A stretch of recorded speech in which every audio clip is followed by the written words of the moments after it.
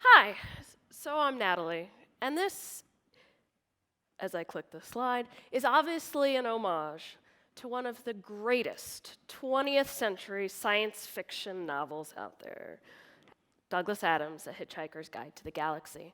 But today, I'm going to be telling you about my story, A Time Traveler's Guide to Securing the Nation. So time travel always fascinated me as a child, and I was an avid reader. On one hand, I wanted to go back in time to see the wild, wild West in all of its glory. And then on the other hand, I wanted to go forward into time, and I wanted to see which science fiction novelist really got it right. And I mean, yes, I wanted to meet space aliens, and I also wanted to find out what was the true key to faster than light travel. But even as a young kid, what interested me was how was the vast majority of society going to live? What were we going to do?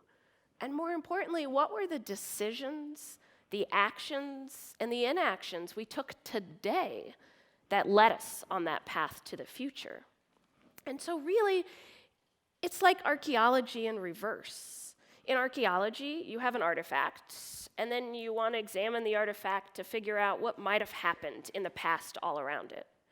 And what I do today is I examine today, and we look at technology and society today to figure out how it's going to evolve in the future, and when we get there, what are the threats that are going to be waiting for us? So it started as a kid as an avid science fiction novelist, and now I get to do it as an adult. And so I get to do this thing called Threatcasting, and it's a joint effort between the Army Cyber Institute, the think tank I work for, and Arizona State University. So how does it actually work? Well, we get together a very diverse audience. They're thinkers and they're doers. They have brown hair and, well, they have pink hair also. And they're from academia and the government and the military. They're from private industry, they're from think tanks, and they're from nonprofits. And we think about what's going to happen in the future.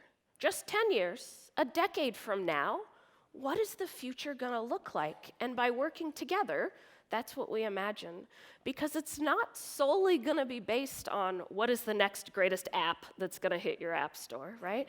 And it's not only going to be based on the next idea that Silicon Valley has. The future is going to be based on a whole host of different things that influence each other. Because the future, at its heart, is about people. And so we start and we look at the social aspect. We bring in social scientists and we think about society and how society is going to evolve, how cultures are going to evolve and influence each other, how individuals are going to evolve, and our idea of who we are and what we stand for, and our relationships with others and the communities we choose to create. And then, of course, we look at technology, and we think about emerging technology and where it will be in a decade. But more importantly, how do our future selves want to use that technology? And then we got to throw in some math, because I'm a mathematician by trade. And so we look at economic trends, and we look at it both from the macro and the micro perspective to see how that's going to influence how we want to live. And we do all this by bringing together subject matter experts that provide their data, but with an opinion of how their thoughts of how this is going to grow and influence other things. And of course, we throw in some science fiction, all based on science fact, and what we come up with are a bunch of different visions of the future, this future world that we're going to live in. And once we can define that future environment, we meet a person. And this is Bill Morgan. In 2027, he's a middle-class American. He is a port inspector at the Port of Red Hook, New Jersey. A little frustrated in his job right now. The sensor technology they've been using, it just seems to fail often. And, so he's complained about it to his friends, but he's done everything the right way. He's informed his leadership, he's written reports. It's just his view on the ground that something's not quite right. How frustrating. It's Monday night. He planned to be home right now, having dinner with his family, and instead the sensors failed again. Long night for him. He's got to stay and help everybody else manually inspect some of the cargo coming into the port. not what he expected to do with his evening this evening. So in Threatcasting, once we spend some time thinking about what the environment is and we've met the person, now we think about the threats that are out there. The threats that are taking advantage of how our society and technology have evolved together to create new attack vectors to cause their mayhem. And little did Bill know that on Monday evening, when he made that very innocent post, that it was going to change his life and the world forever. Because a nefarious group's artificial intelligence was watching over the widening attack plane in 2027. They were shifting through metric tons of data at machine speed, looking for a window of opportunity so they could begin their attack. And this was very commonplace in 2027 because we've prioritized efficiency over security in every aspect. Our supply chains are wholly automated, and there aren't any humans left in the loop. And in fact, even in our own households, we've given over many of the common errands we used to do over to our digital assistants and digital infrastructure for efficiency's sake, you know. So they've been looking through the widening attack plane, and they see this as a window of opportunity so that they could get the shipment they need in through the port. But the problem is they need to expand their window of opportunity for the best effect. How are they going to do it? Bananas. Bananas and milk end up being the key as perishable goods. So this artificial intelligence turns on malicious code that is sitting in refrigerators and pantries of households across the greater New York area, telling these households that they're running dangerously low on milk and bananas. So the household puts in immediate orders, and local grocery stores fly through drones these groceries to their household. Grocery stores are running low on perishable goods, so they put in more orders from their regional suppliers, which efficiency is the key, and perishable goods, those are a good thing to get through. So all of a sudden, roads start becoming clogged with more shipments of autonomous truck convoys. More autonomous boats are coming into the port, delivering these perishable goods. And what happens is these repair parts, though we think kind of important, are not as important as perishable goods, and they get deprioritized in the queue, opening up that window of opportunity for this nefarious group. And unfortunately, that's all they needed, just this window of opportunity where we had to rely back on humans to do something that we had gotten so used to technology doing for us. And they couldn't possibly check every container coming into the port, and so this nefarious group played the odds, and they won, and their shipment got through. And on Thursday morning during rush hour in downtown Manhattan, they detonated their dirty bomb that they had delivered. Millions are dead. The stock market's crashed. Martial law's declared. And all anyone can seem to ask at the time is, how did this happen? How did we not detect this? This is outrageous. Who is to blame? Who should have seen this? But the good thing is, we're time travelers, and this hasn't happened yet. And the question we're all asking ourselves instead is, how could we secure against this and start that today so this can't possibly happen?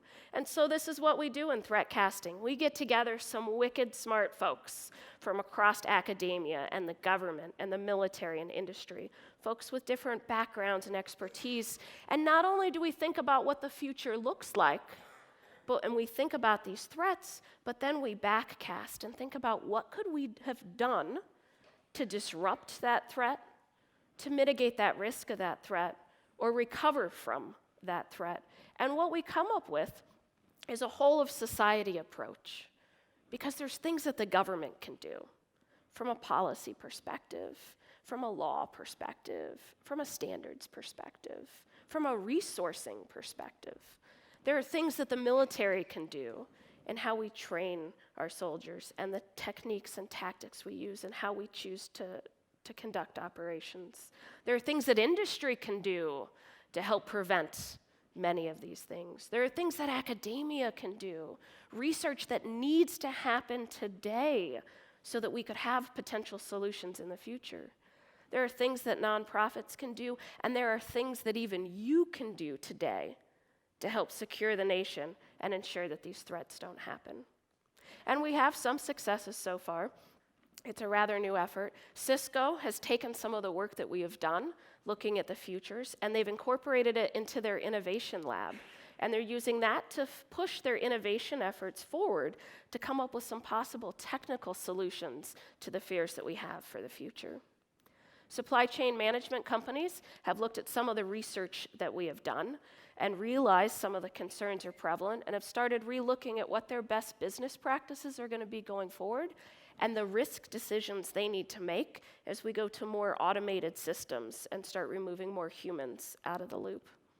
And in fact, colleges, universities, and think tanks have started to look through the massive amounts of research topics that we just feel there's not enough research done in, and applied for federal grants to start crafting this body of knowledge so that when the time comes, there will be possibilities for solutions.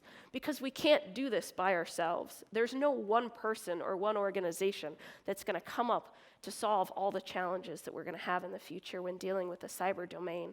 It's everybody has a piece to play. And that is really the goal of our lab and the work we do, is to envision these futures to empower action.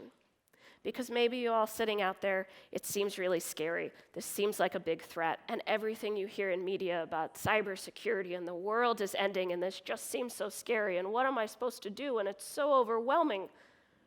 But it's not, because if nothing else, I want you to know that you're not powerless. There are simple steps that you can do today for you and your family to help secure the nation. And it starts with becoming informed. Thank you for coming out here today and hearing us speak. So read our reports, ask questions, and together we can slay these problems ahead. And so what I want to tell you as a time traveler, I travel to the future not to find the actual plans for faster than life travel, though that would be really sweet.